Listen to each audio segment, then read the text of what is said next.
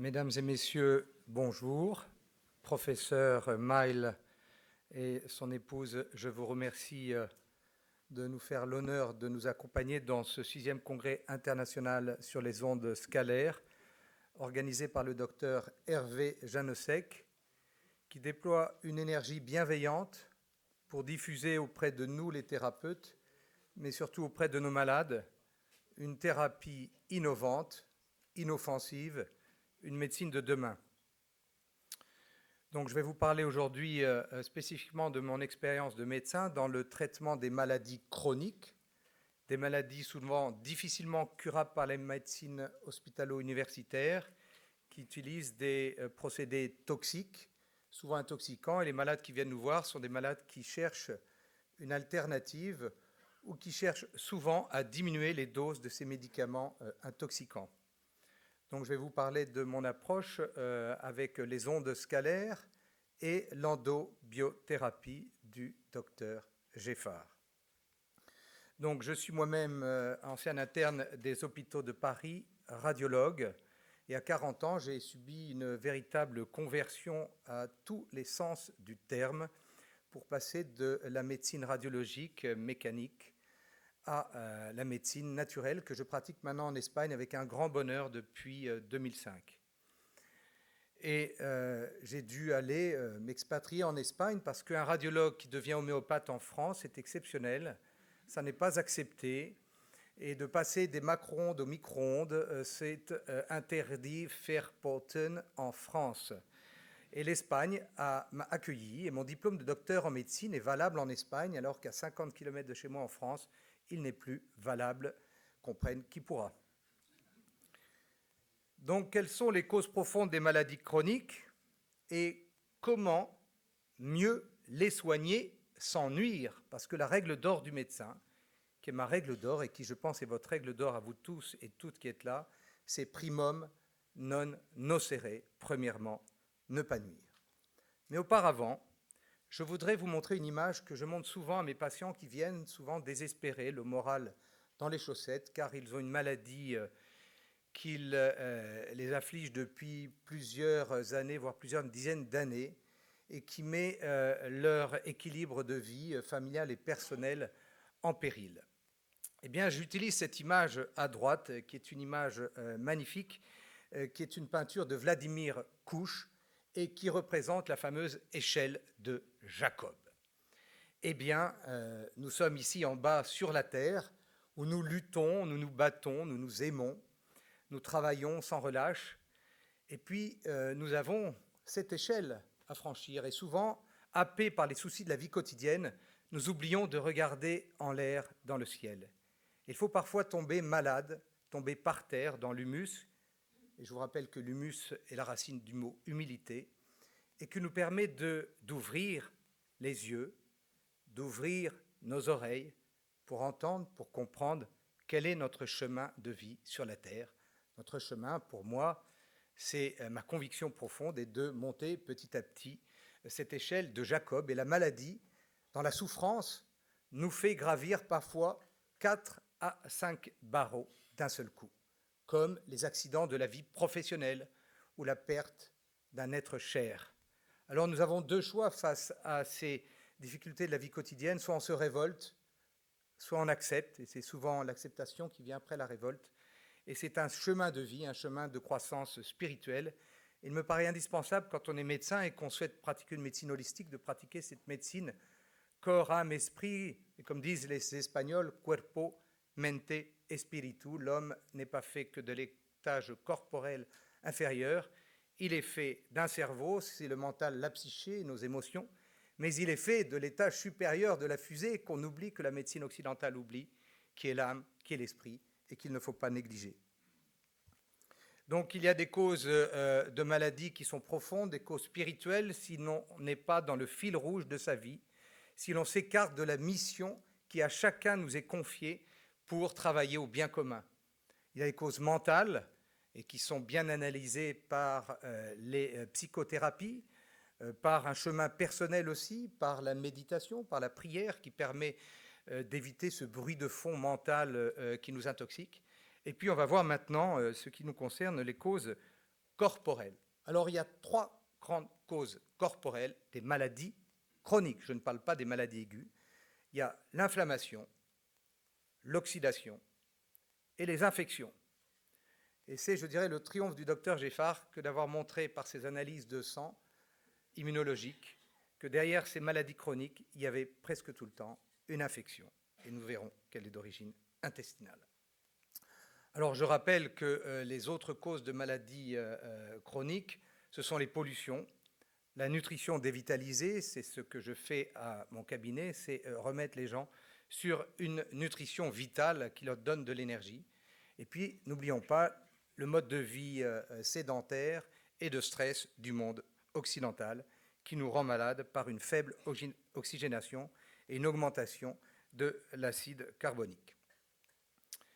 Les pollutions, pour voir très rapidement, nous connaissons tous la pollution pétrolière par les gaz d'échappement, mais nous oublions la pollution au radon dans nos maisons avec les caves mal ventilées et qui est une source de pollution électromagnétique importante. Les pollutions chimiques, les pesticides, les médicaments, et on oublie tout le temps, enfin souvent, pas vous, mais dans la communauté médicale, de parler de la pollution due au vaccin. Et j'ose ici en parler librement, car il ne faut pas avoir peur de dire la vérité. Il y a 2 tabous en médecine en France, 2 tabous combattus fortement. Ce sont les vaccins et le cancer, qui sont des chasses gardées de l'industrie pharmaceutique. Eh bien, nous avons aussi notre mot à dire, nous, les médecins, qui travaillons d'une autre manière, si l'on ne veut pas intoxiquer nos patients. Et je pense que le grand scandale à venir au XXIe siècle sera le scandale de l'overdose vaccinale, qui sera bien plus important que le scandale de l'amiante. Il y a ensuite...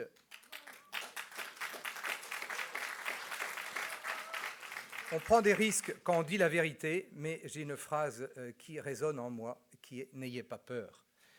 Il y a aussi les métaux lourds qui sont contenus aussi dans ces vaccins. Et puis les ondes électromagnétiques. Alors, on a parlé des téléphones portables, l'électricité. Je dis à mes patients, ne dormez pas avec une lampe électrique ou un radio-réveil électrique à côté de votre cerveau. Ça résonnera avec les mêmes fréquences sur votre cerveau et vous empêchera d'avoir un sommeil réparateur. Ventilez votre chambre, évitez la Wi-Fi la nuit. Attention au téléphone portable et au compteur Linky qui non seulement donnent une pollution électromagnétique, mais pourront être source d'espionnage à grande échelle. Alors, dans toute maladie chronique, le docteur Bernard Lambert en a parlé, beaucoup en parleront, on retrouve l'intestin. C'est le pivot de notre santé. C'est non seulement un tube digestif, un filtre, comme on l'apprend en faculté de médecine, mais c'est un deuxième cerveau immunitaire, un deuxième cerveau émotionnel. Si vous voulez que votre premier cerveau rationnel, qui est une antenne, le cerveau est une antenne, le centre de la conscience n'est probablement pas dans le cerveau, puisque quand les patients vivent des expériences de mort ou de vie imminente et que leur électroencéphalogramme est plat, ils se souviennent de ce qu'a dit le chirurgien ou le réanimateur qui était en train de les réanimer. Et quand ils reviennent sur Terre, alors qu'ils avaient eu pendant cette période leur électroencéphalogramme plat, que le cerveau ne fonctionnait plus, ils se rappellent de tout ce qu'a dit le chirurgien et le réanimateur. Donc, le cerveau est une antenne de notre âme, de notre conscience super lumineuse. Eh bien, notre cerveau d'en haut, si on veut qu'il fonctionne bien, il y a un aller-retour avec le cerveau d'en bas. Et 80% des réserves de sérotonine, l'hormone du bonheur, se trouvent dans l'intestin. Donc, bichonner son intestin, c'est bien manger et c'est bichonner son cerveau d'en haut. Donc, je suis un professionnel de l'image, je vais vous parler avec des images. Je trouve qu'un beau dessin est souvent plus explicite qu'un long discours. Et ces beaux dessins sont faits par une fille formidable à qui je rends hommage, qui s'appelle Nathalie Fourmy, et qui a eu la bonté, quand elle m'écoutait, de pouvoir dessiner ce que je lui demandais de transcrire dans un beau dessin. Vous avez ici à gauche le cadre colique avec l'intestin grêle et une coupe transversale qui montre la fine muqueuse intestinale, la lumière intestinale et les villosités intestinales, qui fait que ces villosités augmentent la surface entre le monde extérieur et le monde intérieur de la surface d'un terrain de tennis. Mais cette muqueuse que vous voyez ici en bas à gauche, elle est faite d'une succession de cellules épithéliales, les entérocytes, qui sont tous normalement collés les uns aux autres. Et l'épaisseur de cette muqueuse, c'est celle d'une épaisseur de papier à cigarette. C'est tout ce que la nature a prévu pour nous protéger du monde extérieur. Mais elle doit rester continue, cette membrane. Il ne doit pas y avoir de trous. Or, nous allons voir pourquoi, de temps en temps, il y a des trous dans cet intestin, et on appelle ça la porosité intestinale ou l'hyperperméabilité intestinale, et c'est la cause de ces maladies chroniques. Donc vous avez ici à gauche une muqueuse normale, et ici des jonctions lâches et des jonctions complètement distendues, et à droite, vous pouvez vous apercevoir que s'il y a des trous, il y a des molécules qui sont, et des particules qui sont dans l'intestin qui vont passer alors qu'elles ne devraient pas passer. Donc à gauche ici, ce schéma plus explicite, à gauche, tout à gauche, les jonctions sont saines.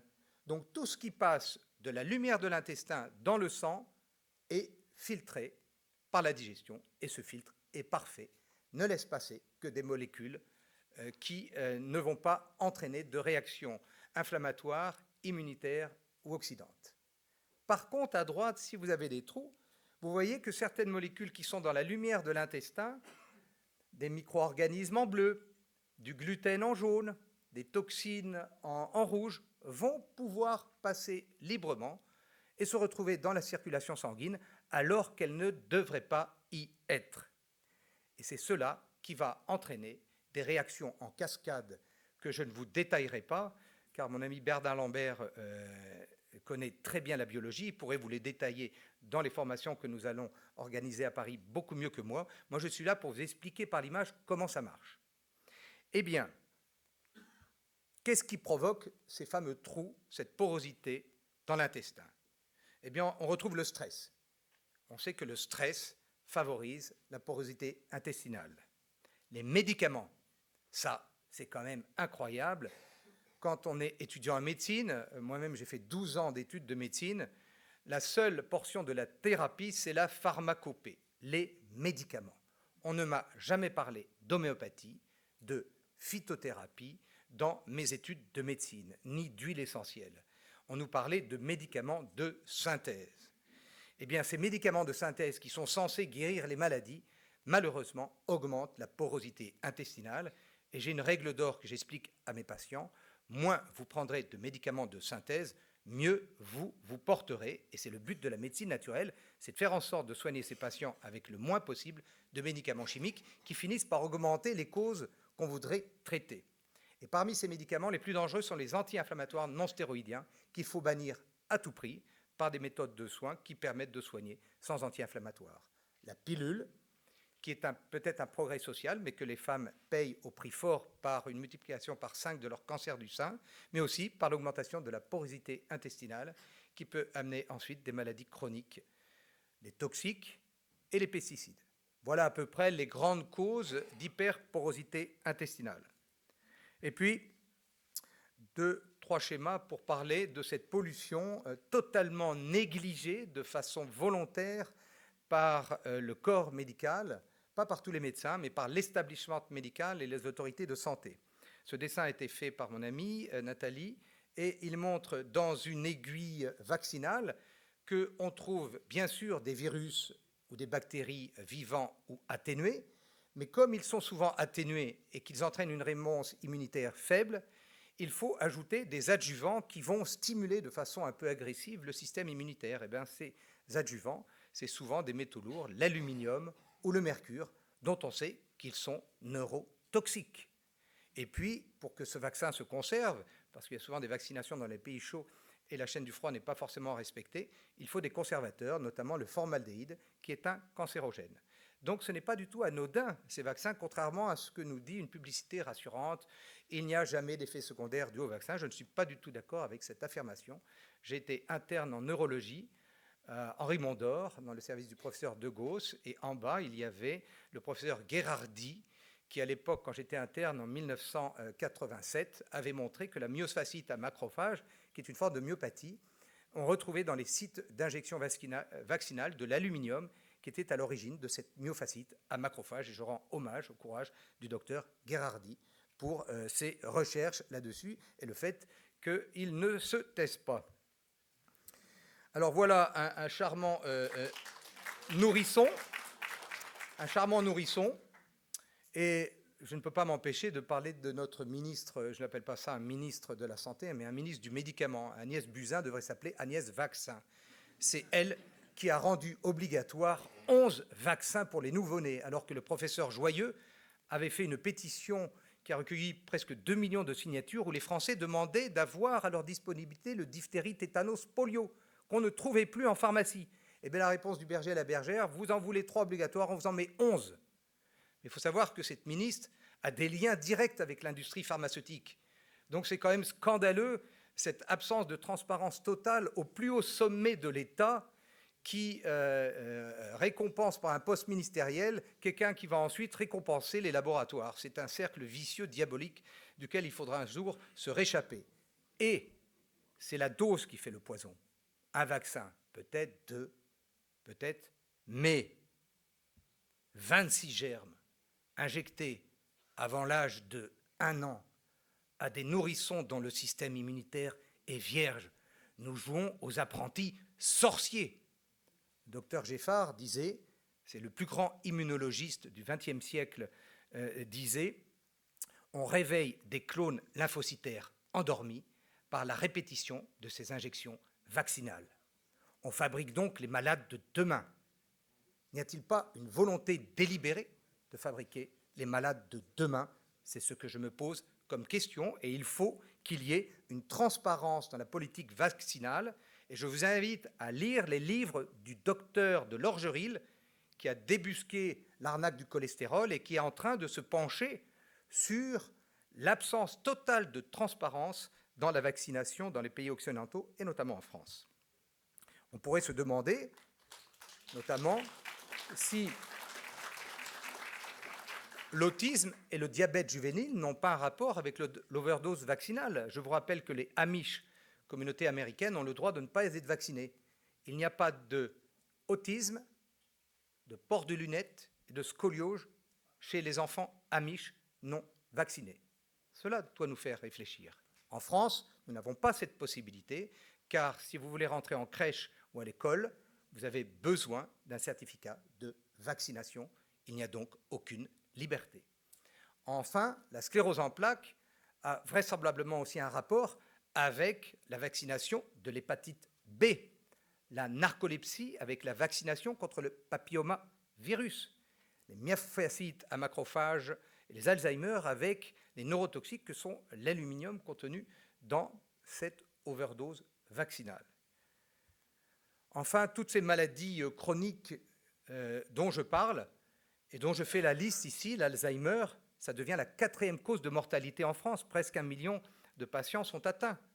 Le Parkinson, la sclérose en plaques, la DMLA, qui fait perdre la vue aux personnes âgées, la polyarthrite rhumatoïde, la spondylarthrite ankylosante, le lupus, le purpura, le Crohn, la rectocolite hémorragique, les diabètes de type 1 auto-immuns, les maladies de Hashimoto, les néphropathies, les maladies cœliaques, les intolérances au gluten et l'explosion de les maladies de Lyme.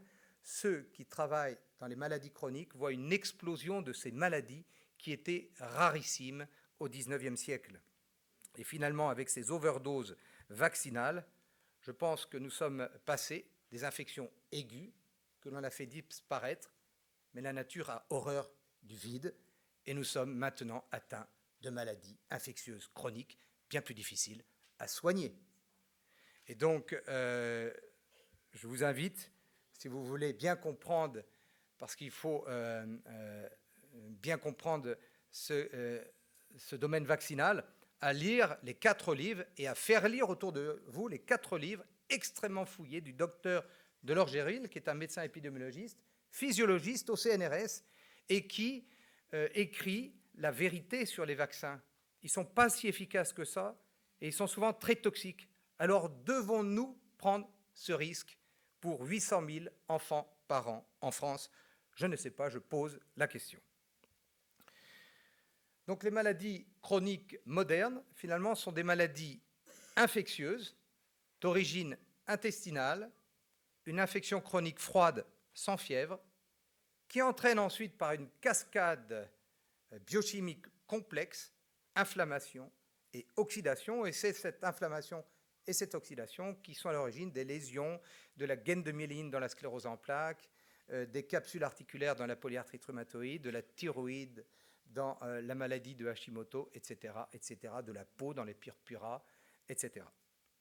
Alors, après avoir survolé les causes de ces maladies chroniques, comment mieux les soigner sans nuire? Eh bien, moi, je vais vous parler de ce que je connais, de mon expérience personnelle à Saint-Sébastien.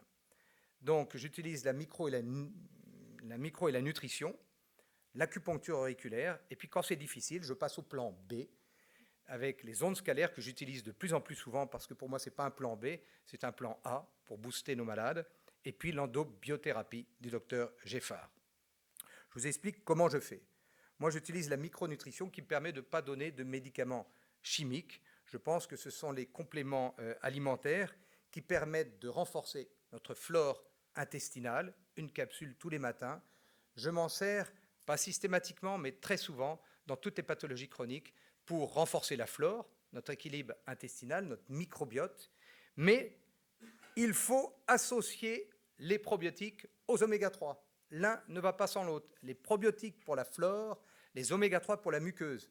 Vous refaites votre muqueuse, elle est plus lubrifiée, les cellules s'accolent, et ensuite, ces acides gras polyinsaturés vont dans le sang, et c'est en fait une panacée naturelle, puisque l'être humain est un primate adapté à la côte, un primate qui a une déficience dans la synthèse des acides gras polyinsaturés. Il faut donc apporter les acides gras polyinsaturés de la mer, donc des petits poissons bleus, sardines, maquereaux, que je conseille à mes patients de manger 2 à 3 fois par semaine et de rajouter de l'huile de noix ou des noix.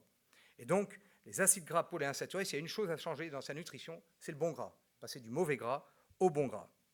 Et ensuite, il faut faire une détox. Il faut détoxifier, nous sommes tous intoxiqués. Faire une bonne détox avec Drenadocta, qui permet de stimuler les émonctoires, le foie, les reins, la peau et les poumons.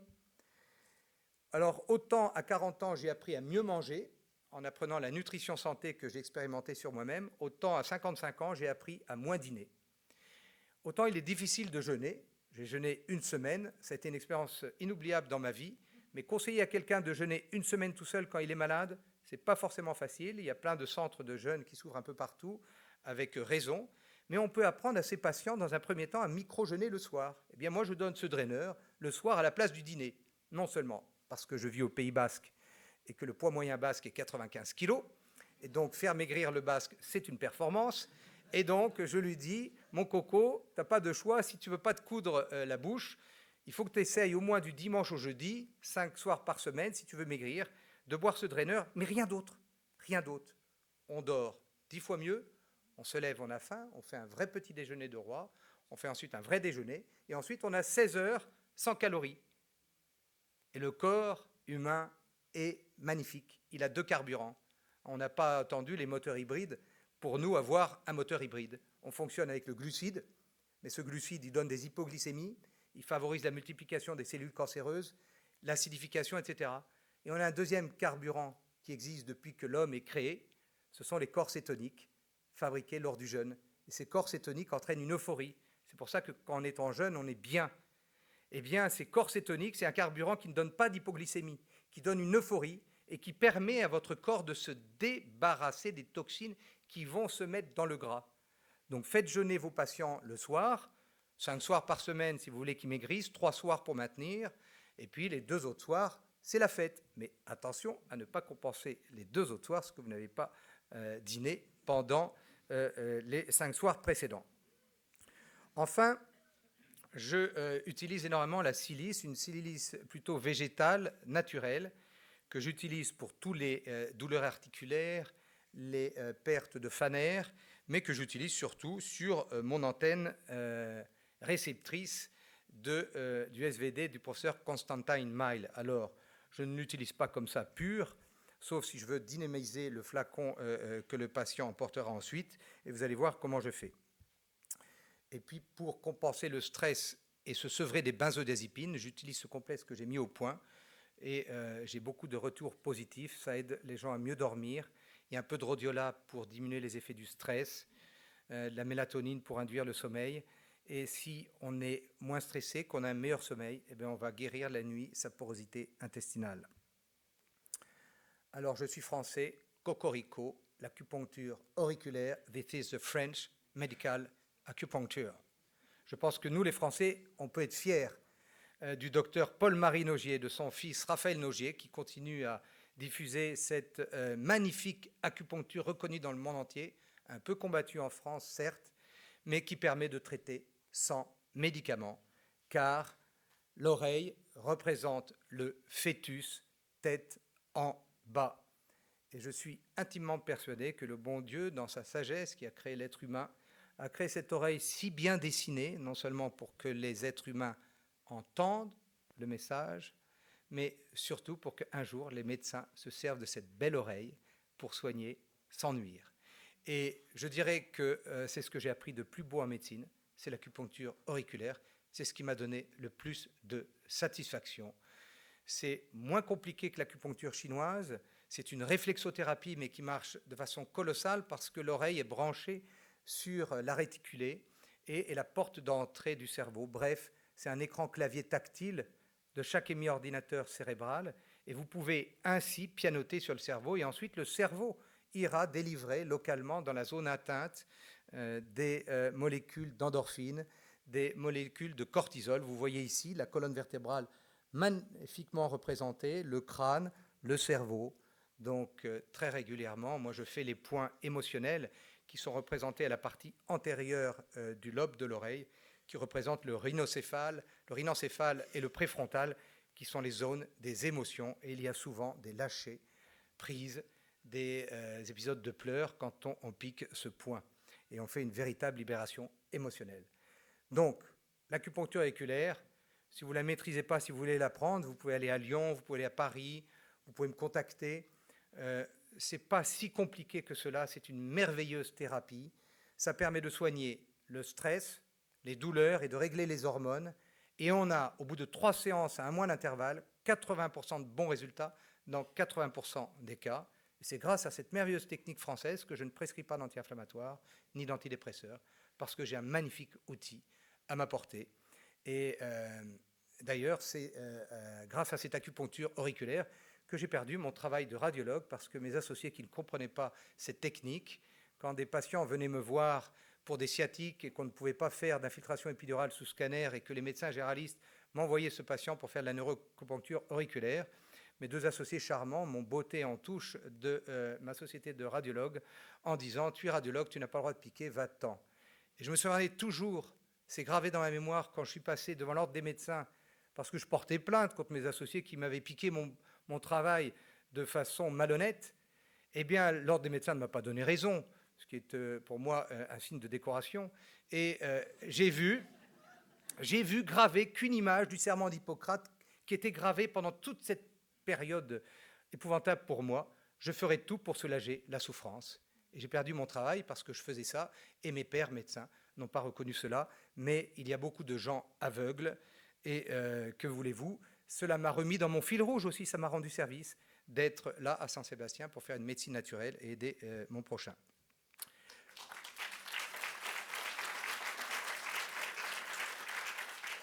Nouveauté mise en place par le docteur Halimi, qui était à l'origine du DIU de neuroacupuncture auriculaire à Paris, la cryoponcture auriculaire, la cryothérapie, ce n'est pas une poncture, pour les enfants et pour les gens sensibles, ou pour les zones difficiles à piquer, par exemple la zone réticulée, c'est une crête, si vous mettez un ASP dessus, très régulièrement on se gratte l'oreille et va partir. Eh bien, moi, je pique la réticulée avec le froid, avec l'oxyde nitrique, et pour les enfants, je fais souvent un point émotionnel, et ça suffit, ou un point intestinal, ou les deux. Et c'est vraiment ça, je rends merci, et je rends grâce à ce docteur Halimi de nous avoir mis cet outil à disposition, il y a 3 ans. Alors, on va parler de ce qui nous concerne, et les ondes scalaires, qui est une véritable révolution en médecine. Eh bien, finalement, moi, je suis passé du tube à rayon X au SVD du professeur Constantin Meil, d'un tube qui irradie, qui permet de diagnostiquer, à une machine qui n'a pas d'effet secondaire, mais qui permet de soigner. Et je pense que c'est un cheminement logique de passer de ces ondes électromagnétiques aux ondes scalaires. En tout cas, ça résonne en moi, comme ça résonne au niveau de l'ADN. Et ça, c'est encore Nathalie Fourmy. Ce schéma explique que nos ondes scalaires en spirale, comme on a vu tout à l'heure, rentrent en résonance avec l'hélice de l'ADN, beaucoup plus que les ondes électromagnétiques. Et donc, quand nous allumons cette machine d'ondes scalaires, vraisemblablement, nous informons les ADN et les cellules de nos patients par le biais de ces ondes scalaires, car les cellules communiquent plus par ondes scalaires que par messagers chimiques. On ouvre sa voiture maintenant avec une télécommande, c'est bien plus rapide, ben c'est ça les ondes scalaires. Et si on a perdu sa télécommande, ce qui est rare, ben on va utiliser la clé dans la serrure, et ça c'est la médecine moléculaire du 19e siècle, auquel est restée encore bloquée la médecine officielle. Mais elle va passer à la télécommande, c'est qu'une question de temps. Voilà un schéma qui représente, je ne sais pas si le schéma est bon, j'en ferai un autre maintenant, où on verrait les ondes qui viennent d'en haut et de l'extérieur, et qui sont concentrées par cette machine. En fait, pour moi, la machine émet peut-être des ondes, mais je pense que c'est surtout la concentration de ces neutrinos qui nous environnent et qui viennent se concentrer et qui sont un vecteur d'information sur lequel on va pouvoir mettre les informations voulues. Donc j'utilise le Spooky 2, j'utilise énormément la Lakowski Pulse, parce que la plupart des patients qui ont une maladie chronique sont en stress chronique. Et j'ai beaucoup de satisfaction avec cette séquence. Et je fais des séquences, la première, 9 minutes. J'offre souvent, ça c'est le docteur Monio qui m'avait donné cette idée, j'offre souvent la première séance, parce que parfois les patients sont réticents, et puis je me dis, ça ne leur fera pas de mal. Tout le monde n'est pas sensible aux ondes scalaires. Si vous faites un blocage mental, il ne faut pas le faire. Il y a des gens trop rationnels qui ne sont pas sensibles. Moi, je suis très sensible à ça. Quand je me fais les ondes scalaires, je sens que l'énergie monte, et ça me permet de ne pas être fatigué en fin de journée.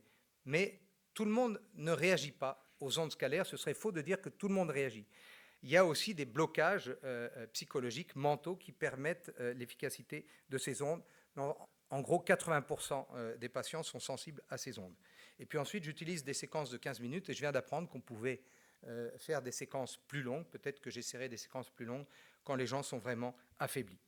Et donc, j'utilise énormément sur l'antenne réceptrice la silice végétale naturelle et les graines germées. Ça coûte pas cher et ça peut rapporter gros. Je fais donc, moi, radiologue, ancien interné aux hôpitaux de Paris, pousser des graines germées dans mon institut de médecine naturelle. Je les ai consommées pendant 15 ans. Eh bien, maintenant, je les fais pousser. Vous avez à gauche les graines dans l'eau, des graines de luzerne, alfalfa, ça veut dire 1000-2000 en arabe, parce que ça va devenir, au bout de 5 jours, cette petite plante bourrée d'énergie vivante. Si vous voulez dépenser 10 000 € pour vous injecter des cellules souches, vous pouvez aller en Suisse, dans des cliniques spécialisées. Mais si vous êtes pauvre comme Job, ou pauvre comme la plupart des Français dépouillés par Macron, eh bien, utilisez les cellules souches du pauvre, que sont les graines germées.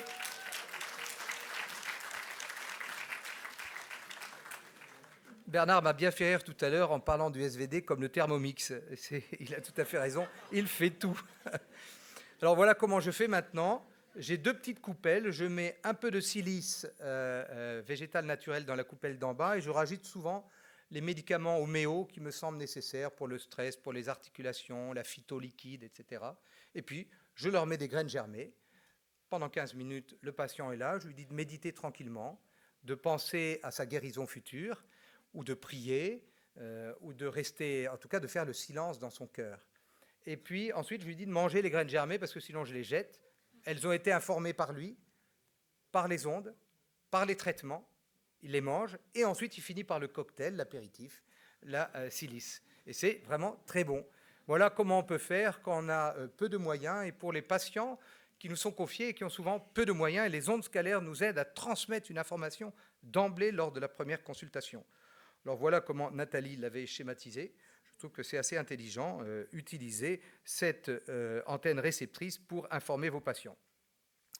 Je ne vais pas parler de nombreux cas cliniques, juste 2. Je rappelle celui de l'année dernière, mais je le rappelle, car c'est celui qui m'a motivé pour utiliser les ondes scalaires, mon assistante infection urinaire, qui me demande à moi, médecin homéopathe, de lui prescrire des antibiotiques. Alors je dis, bon, on va essayer, j'ai mieux, j'ai une nouvelle machine, je vais vous mettre aux ondes scalaires une séquence Lakowski Pulse seulement, avec 5 gouttes de Biodocta et de l'huile de pépins de pamplemousse. Si vous prenez 5 gouttes comme ça, vous n'allez jamais traiter votre infection urinaire. C'est vrai que les antibiotiques, c'est très efficace pour soigner les infections urinaires, et que l'huile de pépins de pamplemousse, c'est beaucoup plus difficile. Eh bien, à ma grande surprise, donc j'avais mis la silice et les graines germées pour la vitaliser, eh bien, guérison dans la nuit, pas de prise d'antibiotiques. Alors ça, mon coco, là, il y a quelque chose qui marche, il va falloir l'utiliser plus. Donc on peut traiter des infections par le biais des ondes scalaires. Ça ne marche pas à tous les coups, mais il faut essayer, ce n'est pas nocif. Et puis si au bout de 24 heures, il y a toujours, ou 48 heures, il y a toujours les signes, vous pouvez passer aux antibiotiques. Mais ce n'est pas automatique. Voilà un cas d'un patient qui est venu me voir pour un psoriasis fissuraire, douloureux, inflammatoire, surinfecté du cou, qui le dérangeait énormément dans un cadre génétique, famille de psoriasis et de stress professionnel. Alors qu'est-ce que j'ai fait? Je lui ai prescrit Hydradocta, qui est un lait corporel naturel. Je lui ai fait une triade de relaxation en acupuncture auriculaire et je lui ai donné un traitement intestinal par Prodocta ou Medocta pour renforcer sa flore intestinale et diminuer les passages de toxiques qui vont ensuite s'éliminer à la peau. Et puis une seule séance de Lakowski Pulse, 15 minutes pour le relâcher. Alors voilà l'évolution à 2 mois et à 3 mois sans cortisone. Donc on peut améliorer, booster nos traitements sans médicaments chimiques, sans cortisone, grâce à une thérapie naturelle potentialisée par les ondes scalaires. Et je finirai mon propos par l'endobiothérapie du docteur Geffard, et je parle avec beaucoup d'émotion, car vous allez voir que nous assistons à la mort en direct de cette endobiothérapie par l'État français. Et ça, c'est au mois de septembre 2019. Et c'est pour ça que j'ai eu un cas de conscience énorme quand j'ai dû préparer cette conférence qui était déjà prête et quand j'ai appris ce qui était arrivé au docteur Geffard. Vous allez voir qu'on est face à un deuxième scandale Beljanski et qu'il va falloir que l'on se batte. Donc, le docteur Michel Geffard, excusez-moi, j'ai effacé un peu son nom là-haut, c'est un des plus grands immunologistes de la deuxième moitié du XXe siècle. C'est un docteur en médecine et un docteur et sciences. Il a donc une double formation qui l'a aidé. Et il est le fondateur de l'endobiothérapie, une médecine fondée sur les preuves. C'est de l'evidence-based medicine. Ce n'est pas une médecine sortie uniquement de son cerveau. Il a énormément publié. Vous pourrez aller voir sur Internet. Je vous donnerai ses titres et ses travaux si vous le souhaitez. C'est un homme remarquable, d'une humilité incroyable et qui subit actuellement un véritable martyre de la part des autorités françaises. Qu'est-ce qu'il a fait, le docteur Geffard? Il a mis au point un diagnostic et un traitement oral qui permet de réparer les lésions radicalaires, oxydantes, inflammatoires et infectieuses dans les maladies chroniques comme les cancers, les maladies auto-immunes et les maladies neurodégénératives. Il s'est basé là-dessus sur un immunobilan. Donc je vais voir assez vite, vous ne m'en voudrez pas pour ne pas allonger le propos. Et si vous voulez ensuite, vous aurez le temps, grâce à Sébastien qui nous fait des magnifiques vidéos, de reprendre tranquillement cette présentation. Donc c'est une prise de sang, pas besoin d'être à jeun, puisqu'on mesure des anticorps, et donc ces anticorps restent stables dans le sang plus d'1 mois. Et on utilise 3 types d'immunobilans, le A pour les maladies auto-immunes, le B pour les maladies neurodégénératives, le C pour les cancers. Et qu'est-ce qu'on va diagnostiquer? Les causes de ces maladies chroniques. Et ça, c'est lumineux. Voici un immunobilan normal. Tout est centré entre les 2 colonnes rouges à gauche et à droite. Il n'y a pas d'oxydation, il n'y a pas d'infection, il n'y a pas d'hyperperméabilité intestinale. On peut mesurer le terrain cancéreux. Voici un patient à droite. Il a des anticorps contre l'acide azélaïque et le benzopyrène qui traduit un terrain cancéreux. Donc on peut mesurer le terrain cancéreux. C'est très important quand on suit ces patients.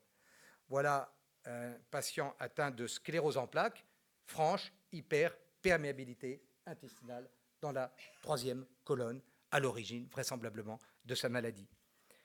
Un patient qui a un Parkinson, alors j'utilise une technique maintenant qui n'est plus mise en service, mais que j'arrive à maintenir à mon cabinet, c'est l'électrosomatogramme ou l'électrosomatogramme interstitiel, qui me permet d'avoir des corrélations, notamment chez ce patient qui a un Parkinson débutant par des tremblements isolés, eh bien on voit qu'il y a une hyperperméabilité, une infection. L'hyperperméabilité intestinale est en relation avec l'inflammation jaune de toute la sphère digestive et une oxydation du cerveau en corrélation avec l'électrosomatogramme. Bref, ce patient, il lui faut de l'endobiothérapie ou il lui faut une thérapie qui vise à restaurer l'intestin, à diminuer l'infection et à diminuer l'oxydation. Comme je suis radiologue, je me suis tourné spontanément vers l'examen de l'iris. L'iris, c'est une œuvre magnifique. Il n'y a pas deux iris pareils. Je ne m'en sers pas comme diagnostic parce que je pense que l'imagerie médicale est là pour nous donner un diagnostic morphologique et que les somatotopies de l'iris ne sont pas d'accord entre elles. Mais je l'utilise pour voir la vitalité de mon patient et pour voir ses terrains rhumato, cardiovasculaires, de stress. Et là, vous avez une femme de 59 ans qui a un antécédent de cancer du sein et qui a une polyarthrite rhumatoïde. Alors en bas, son œil magnifique, elle a la superbe roue articulaire, ces petits nuages de coton disséminés à la périphérie de l'iris. Elle a un terrain articulaire depuis très longtemps. Si on lui avait fait un examen d'iris il y a une quinzaine d'années, on aurait pu lui dire « Faites attention, vous risquez d'avoir un jour un rhumatisme ». On aurait pu prévenir. Et puis, elle a des complexes humains, parce que quand ça va à gauche, c'est des complexes humains. Pas beaucoup, mais quand même, qui sont à la limite de l'hyperperméabilité intestinale et d'une oxydation. Et on retrouve souvent, et dans l'immunobilan, on mesure la réactivation tuberculeuse. On retrouve maintenant très souvent des patients qui ont ces germes tuberculeux actifs de façon modérée, mais qui sont néanmoins présents. Donc peut-être que le BCG, et encore j'en doute, a fait diminuer la tuberculose en France, mais on a des tuberculoses frustres. Le Crohn est une tuberculose idéale frustre. Et on retrouve très souvent dans le Crohn et la polyarthrite une réactivation tuberculeuse. La spondylarthrite ankylosante, eh bien là, pareil, vous retrouvez une hyperperméabilité intestinale. La maladie de Crohn, eh bien là, tous les cadrans sont rouges. Vous avez à la fois l'infection, l'inflammation, l'hyperperméabilité et la multiplication d'une bactérie tuberculeuse. Et puis vous avez ici un terrain de stress avec les fentes radiaires très importantes en haut au niveau de la sphère cérébrale de l'iris. Et bien là, il va falloir agir sur le stress si on veut améliorer cette maladie de Crohn. Les infections urinaires à répétition, franche hyperperméabilité qui laisse passer des bactéries grammes moins qui vont ensuite aller coloniser la sphère urinaire. La névralgie du trijumeau, on pense que c'est d'origine dentaire dans 50% des cas. Mais dans 50% des cas, il y a une origine médicale et on retrouve très souvent, j'ai fait pas mal d'immunobilans dans les névralgies du trijumeau, une oxydation. Donc il faut penser à traiter non seulement la douleur de vos patients atteints de névralgie du trijumeau par l'acupuncture, par d'autres méthodes, mais aussi traiter l'oxydation, les traiter comme des malades chroniques. Ce n'est pas qu'un problème mécanique. Et puis vous pouvez comparer ici entre un immunobilan normal et une grande fumeuse. Le tabac suroxyde est à l'origine des maladies oxydantes, dont le cancer. Je suis radiologue et je suis bien placé pour vous parler du surdiagnostic de cancer du sein et du cancer de la prostate. Ne vous faites jamais faire une biopsie de la prostate. Or, c'est comme ça qu'on diagnostique le cancer de la prostate. Enfin, on passe par le rectum, donc on injecte des germes du rectum dans la prostate. Et ça, c'était le professeur Israël qui me l'avait dit en personne. Quand on fait une biopsie de la prostate, on agresse le tissu prostatique, comme pour le sein, et les cellules cancéreuses qui sont là s'allument et font SOS, multipliez-vous. Donc il vaut mieux les suivre. Les PSA limites entre 4 et 15. Je vous rappelle que le PSA est fonction du volume de la prostate. Une prostate à 100 grammes, on a le droit d'avoir un PSA jusqu'à 12. On multiplie par 1,2. Donc quelqu'un qui a une prostate comme ce monsieur à 75 grammes, il a le droit d'avoir un PSA jusqu'à 8. Donc son PSA à 13, il a des petites cellules cancéreuses. Je lui fais un immunobilan, le terrain cancéreux est faible. Donc on peut traiter naturellement. On n'a pas besoin de passer à des thérapies agressives. On peut le suivre comme ça. Ça nous aide énormément. Et puis on peut faire de la médecine prédictive chez quelqu'un qui vient. Ça représente malheureusement que 10% des patients. Docteur, dites-moi qu'est-ce que je dois faire pour ne pas être malade. Celui-là, il a tout compris. Mais c'est que 10% des malades, malheureusement. Et puis ce livre que j'ai trouvé chez mon ami Jean-François Monniot, eh bien quand l'immunobilan est normal et qu'il y a une pathologie chronique, il faut rechercher les virus. Parce que ces maladies sont des maladies infectieuses, soit bactériennes, soit virales. Et il faut rechercher les virus. Alors donc cet immunobilan, meilleur diagnostic, meilleur traitement. Et le docteur Geffard, non seulement il avait mis au point un diagnostic performant, mais il a mis au point ici une thérapeutique qui s'appelle l'endothérapie, et que moi j'ai tendance à appeler l'endobio, parce que c'est vraiment une médecine bio, ce n'est pas les biothérapies que nous vend l'industrie pharmaceutique et Big Pharma qui ont plein d'effets secondaires. Non, c'est vraiment une thérapie biologique qui reprend des molécules naturelles et qui a été testée sur des milliers de souris, puis prise par des milliers de malades depuis une trentaine d'années, avec plus de 100 publications scientifiques internationales à la clé. Eh bien, c'est une révolution comme celle de Fleming, qui avait découvert comme par hasard, tout seul, dans son laboratoire, que la pénicilline inhibait les colonies de staphylocoques. C'est, je dirais, 50 ans après la découverte de Fleming, une découverte qui va révolutionner la médecine, et Big Pharma l'a bien compris. Donc l'ambiothérapie, en résumant, on prend de la lysine, c'est un acide aminé, qu'on colle les uns à la suite des autres, ça fait la polylysine L, qui est le véhicule idéal parce qu'il est hydrophile, il passe la barrière hématoménagée et il n'a aucune toxicité ni immunogénicité. Donc c'est le transporteur idéal. Et quatrième avantage, si on lui colle des petites molécules naturelles dessus, on multiplie par 100 la biodisponibilité et l'efficacité de ces petites molécules. Et le docteur Geffard a donc testé, bricolé dans son laboratoire des milliers de formules différentes. Et en fait, il a eu l'astuce de coller, de greffer à cette polylysine des acides gras.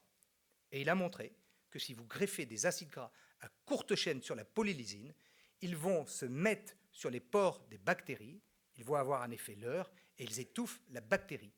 On a mieux que la vancomycine, on a le PF02, qui est un antibiotique naturel qu'on prend par voie sublinguale et qui n'altère pas la flore intestinale. Et c'est ce qu'on utilise dans les maladies infectieuses chroniques.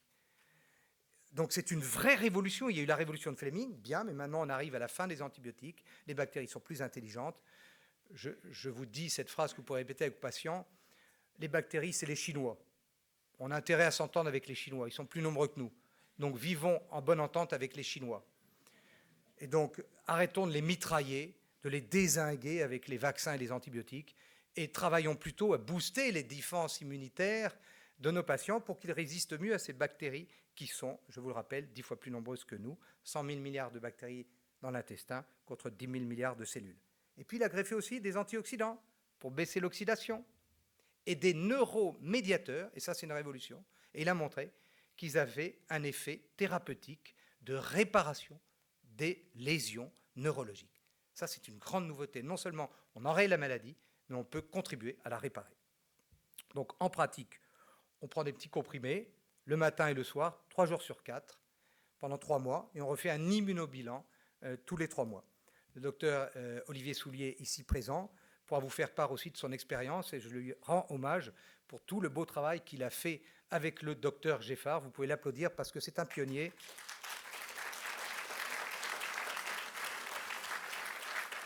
Et vous avez des médecins qui ont compris très tôt qu'on pouvait utiliser cette endobiothérapie pour le plus grand bonheur du médecin, mais surtout de leur malade. Je vous prends juste un exemple, un cas clinique, une patiente qui est venue me voir pour une myasthénie. Elle voyait double. L'ophtalmologiste ne savait pas si c'était vraiment une myasthénie, mais en tout cas, elle avait une diplopie par une paralysie du nerf oculomyomoteur 4 gauche. Eh bien, je lui ai fait un électroscanner qui montrait une inflammation intestinale, un immunobilan qui montrait une franche hyperperméabilité intestinale, et depuis qu'elle est sous endobiothérapie, elle n'a eu aucune récidive de sa maladie auto-immune, alors qu'elle n'a pris aucun immunosuppresseur et aucune corticothérapie. Donc nous avons là une thérapie qui permet d'enrayer les maladies auto-immunes et qui n'a pas de toxicité. Donc les résultats, je résume très rapidement les résultats publiés internationalement par le docteur Geffard. Le triomphe de l'endobiothérapie, c'est la sclérose en plaques. Et ce n'est pas par hasard si le docteur Geffard a des ennuis en ce moment. C'est que vous avez sur cette diapositive, à gauche, l'échelle verticale, c'est l'EDSS, le score de la sclérose en plaques. Plus c'est haut, plus on est atteint.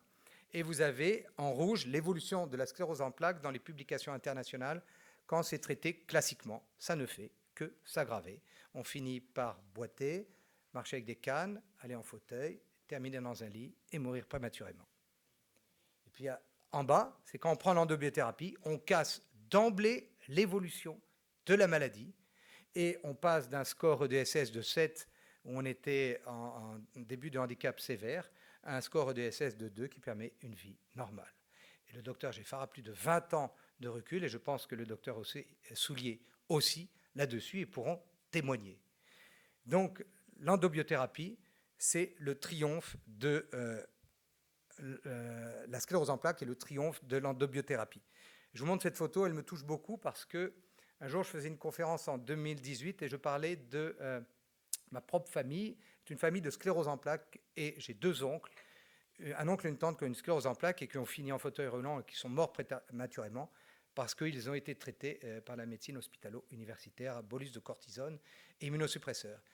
Et ma cousine, qui a mon âge, elle a connu, pas par hasard, le hasard n'existe pas, le docteur Geffard, elle prend son traitement, elle va très bien, elle n'a aucun symptôme de sclérose en plaques. Et ce jour-là, elle était là, dans la salle, et nous avons fait une photo ensemble avec le bon docteur Geffard. Et donc, dans ma propre famille, j'ai été marqué par ça, mais il m'a fallu du temps pour connaître le docteur Geffard et mettre en pratique sa thérapie. Dans les cancers, les femmes qui ont un cancer du sein avec métastase, vous avez la courbe du haut horizontale et la courbe du bas qui plonge. La courbe du bas, c'est si les femmes prennent de la chimiothérapie. Eh bien, il n'y a plus que 25% des femmes vivantes au bout de 5 ans par la chimiothérapie, quand les femmes ont un cancer du sein avec métastase. Si elles prennent l'endobiothérapie seule, 90% des femmes survivent au bout de 5 ans. Et je pense que Big Pharma et les autorités de santé sont au courant de ces statistiques. Et c'est la raison pour laquelle le docteur Geffard a des ennuis en ce moment. Et dans la sclérose latérale amyotrophique, qui est une maladie incurable, la maladie de Charcot, si vous prenez l'endobiothérapie, vous multipliez par 2 l'espérance de vie qui passe à gauche de 4 ans, à droite à 8 ans. C'est donc un espoir pour les malades. Eh bien, le docteur Geffard a reçu le 10 décembre 1992 la plus haute distinction, la médaille Alperne. Et qu'a dit le professeur Jean Bernard de l'Académie de médecine? Certains chercheurs se consacrent héroïquement à l'étude des maladies spontanément curables. Michel Geffard est différent. Ce sont les maladies graves et mal comprises qui sont l'objet de ses travaux. Et je vous ai montré à quel résultat il était parvenu.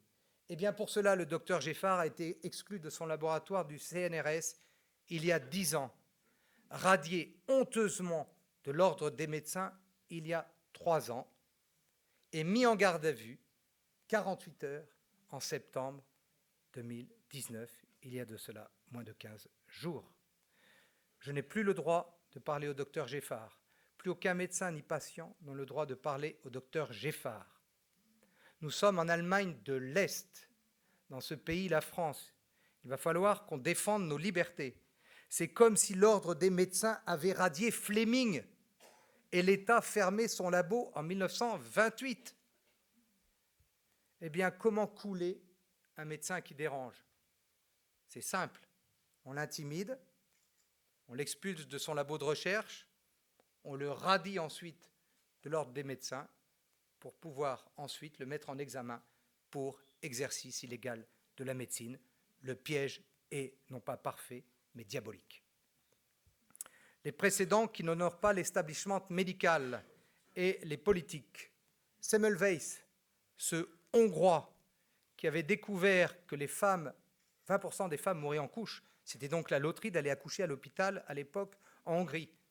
20% des femmes qui mouraient, c'était parce que les obstétriciens qui disséquaient les cadavres ne se lavaient pas les mains et transmettaient ces germes mortels aux femmes qui allaient donner la vie et qui mouraient à cause de cette erreur médicale. Les chirurgiens ne le savaient pas, mais Semmelweis a tiré la sonnette d'alarme parce que quand il a fait laver les mains à l'hypochlorite de sodium des chirurgiens et des obstétriciens, plus aucune femme ne mourait. Il a fallu 50 ans pour que cette simple mesure d'hygiène soit acceptée, et 50 ans où les femmes ont continué à mourir par la bêtise crasse et l'ignorance. Beljanski, il y a 30 ans, numéro 2 de Pasteur, qui a trouvé les produits Beljanski qui fonctionnent dans le cancer et qui ont permis à François Mitterrand, qui savait son cancer de la prostate alors qu'il venait juste d'être élu et qui nous l'a cyniquement caché. François Mitterrand a survécu 12 ans grâce, entre autres, aux produits Beljanski. Et ce n'est pas pour rien que le PAO VFM s'appelle comme ça, FM, c'est François Mitterrand. Quand Mitterrand est mort en 1995, son labo a été fermé. Ça a été un stress épouvantable pour le docteur Beljanski, qui est mort d'une leucémie foudroyante de stress. Heureusement, sa fille a repris ses recherches et ses travaux aux États-Unis. Il y a d'autres laboratoires qui travaillent et qui font des produits de qualité. Attention, il faut bien doser les produits là-dedans pour être sûr que vous donnez le bon dosage d'alcaloïdes. Mais Beljanski, ce qui s'est passé il y a 30 ans, c'est ce qui est en train de se passer en direct devant nous. On assiste à la mort en direct de l'endobiothérapie et je reçois maintenant des mails paniqués de malades suivis par le docteur Geffard qui me disent « Mais j'ai une CEP depuis 11 ans. Sans ce traitement du docteur Geffard, je ne serai plus en vie. Ma CEP est stabilisée depuis 8 ans grâce à l'endobiothérapie. Comment je peux faire? Ils ne répondent plus au téléphone, je ne peux plus faire de prise de sang. Comment je fais ?» Voilà les questions, nous, auxquelles les médecins, on est confrontés par cette décision brutale. Eh bien, pourquoi on gêne le docteur Geffard? Parce que le marché de la CEP, uniquement ce marché-là, c'est 20 milliards de dollars. C'est donc Big Pharma pour des médicaments qui n'enrayent pas l'évolution de la maladie, qui provoquent de graves effets secondaires, qui plombent le déficit de la Sécu, car ils sont horriblement chers, ces médicaments, contrairement à l'endobiothérapie, qui n'est pas chère du tout, mais qui n'est pas remboursée, parce qu'elle est naturelle. Donc le docteur Geffard est inquiété parce qu'il gêne Big Pharma et ce big marché. Eh bien, moi j'ai tendance à dire, les Gilets jaunes ont parlé de Macron comme la République en marche, c'est pas la République en marche, c'est la répression en marche. Il faut voir qu'en France, l'année dernière, la France a traité les Gilets jaunes pire que la Corée du Nord et l'Allemagne de l'Est. Les chirurgiens se sont plaints de voir des blessures de guerre en France, en état de paix. La multiplication, on assiste à une vraie dictature en marche. Multiplication des vaccins obligatoires. Vous ne pourrez pas y réchapper. Des remboursements de l'homéopathie, puis ensuite des remboursements des médecins homéopathes, puis interdiction des médecins homéopathes et des médecins peut-être naturels en France, qui va venir. Lanceur d'alerte inquiété, le professeur Joyeux, parce qu'il a eu le tort d'alerter les Françaises contre le danger de la pilule et du THS et le danger de l'overdose vaccinale. Et maintenant, le docteur Geffard. Alors que faire? Eh bien, défendons nos libertés. N'ayons surtout pas peur. Ce mur de l'argent, j'en suis intimement convaincu, tombera comme est tombé le mur de Berlin, pacifiquement.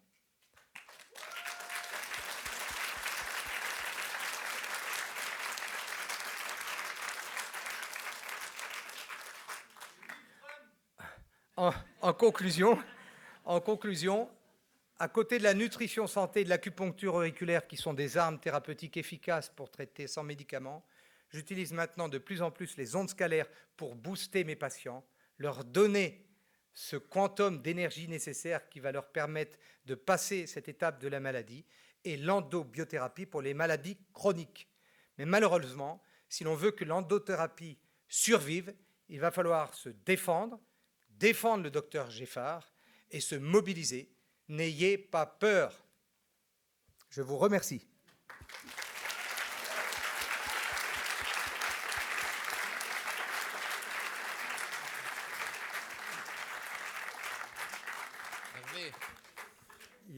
Dans les années 90, effectivement, j'ai été témoin moi-même très proche de Mirko Beljanski, de la même histoire qui arrive à Michel Geffard aujourd'hui. C'est sûr que l'histoire se répète, vous voyez, tous les 20 ans quasiment. C'est impressionnant, effectivement, et nous sommes dans un pays libre, mais la seule solution, c'est effectivement informer. Les patients commencent à l'être de plus en plus, heureusement. Et puis, c'est par les patients, c'est par vous, médecins, vous, thérapeutes, que ça va passer. Mais effectivement, il faut se battre. Ça ne va pas être du tout donné comme ça. Au contraire, vous voyez, les intimidations se succèdent les unes aux autres. Elles sont de plus en plus fortes. Les déremboursements, les obligations, maintenant les mises en garde à vue.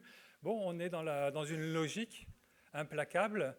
Mais nous, citoyens, nous, patients, nous, médecins, bien sûr, on doit complètement se révolter contre ça. Pour nous, d'abord, pour nos enfants et nos petits-enfants, il est inadmissible qu'on accepte une société qui se comporte de cette manière contre une evidence-based medicine, vraiment quelque chose de tout à fait clair, tout à fait scientifique, de polyvalent, vous l'avez compris. Enfin bref, il faut continuer bien sûr ce mouvement. Et merci à toi, Pascal, de nous avoir remis les pendules à l'heure, on va dire. Et en tout cas, bien sûr, cette médecine par la physique, ces outils physiques font partie de ces belles stratégies. Merci beaucoup pour votre attention de ce matin.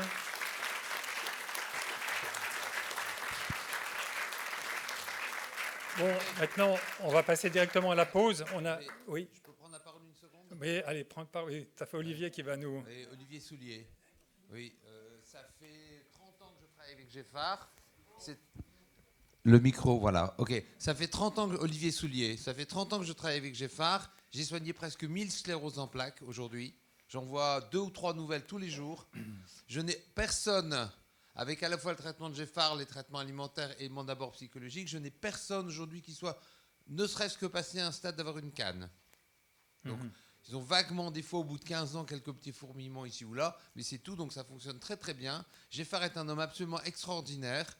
Pour ceux qui l'ont rencontré, c'est un saint, franchement, c'est un saint au sens le plus profond du terme.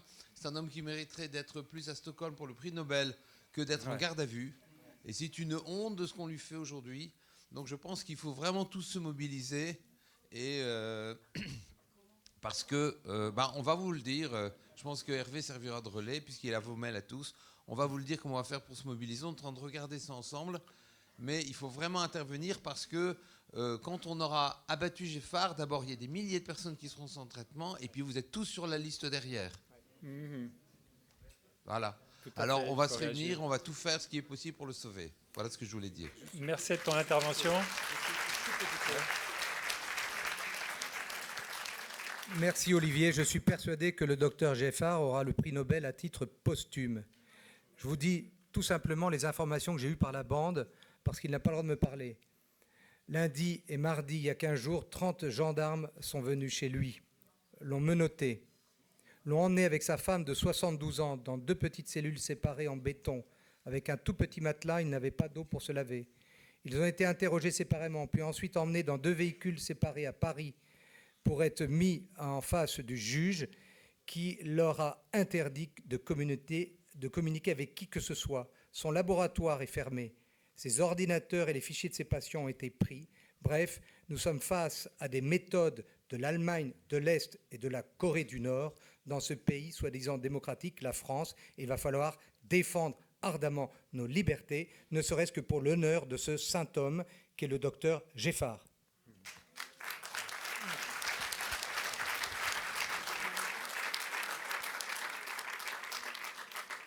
Il n'y a rien à ajouter, effectivement, c'est Beljanski bis, c'est exactement ce qui s'est passé il y a 20 ans avec la même violence. Et j'espère que la conséquence sera différente pour Michel Geffard, parce que Mirko Beljanski, lui, il s'est soigné aussi avec ses produits. Au moment où il était sous chimio et avec sa leucémie, qui normalement aurait terrassé n'importe quel homme de son âge, 74 ans à l'époque, il s'est soigné 1 fois, 2 fois, 3 fois, mais quand il a été acculé à plus de papier, plus le droit de parler, etc., plus de conférences à l'étranger, il a dit bon, j'arrête. Il a arrêté de prendre ses produits protecteurs pour se laisser partir, tout simplement, quoi. Donc, on parlait des causes spirituelles des maladies. Bon, ben là, c'était le pire, bien sûr, mais c'est le même schéma. Bon, écoutez, on va quand même finir sur une note gaie et joyeuse. Effectivement, nous sommes tous ici réunis pour parler du futur. Et le futur, eh bien, c'est ce que nous allons faire demain. Et on essaiera de vous tenir au courant et de se donner nous-mêmes les moyens de effectivement informer nos patients d'abord. Et c'est par le nombre qu'on va y arriver, bien sûr. Alors, je vous souhaite une bonne pause et on se retrouve tout à l'heure vers 14h30, un petit peu après. En tout cas, on se retrouve ici même pour la suite du programme. Merci de votre attention.